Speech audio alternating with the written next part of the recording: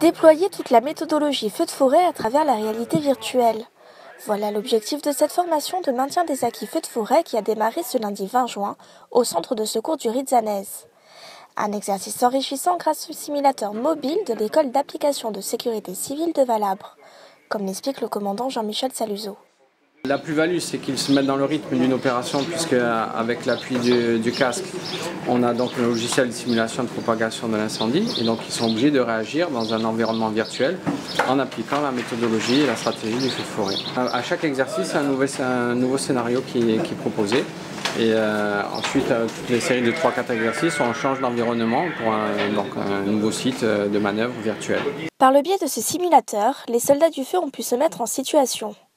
Les chefs de groupe devaient jouer le jeu comme s'ils étaient à bord d'un poste de conduite et devaient agir en coordination avec 4 pélicans pour maîtriser l'incendie.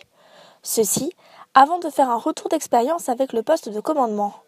Un exercice réalisé avec minutie grâce à la technicité de ce simulateur. Notre système fonctionne tout en Wi-Fi, d'accord, avec une borne, donc tous les postes sont reliés entre eux. Le feu se génère avec un automate qui est derrière moi. L'automate, on va y générer dessus une fumée, une force, une propagation, une sécheresse, le type de végétation.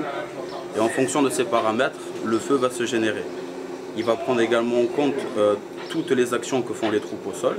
Donc comme vous avez ici Fabien sur le poste avion, il va effectuer des largages. Donc ces largages vont être visibles sur l'automate.